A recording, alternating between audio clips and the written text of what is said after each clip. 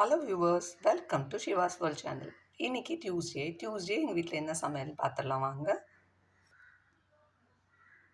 சுட சுட சாதம்,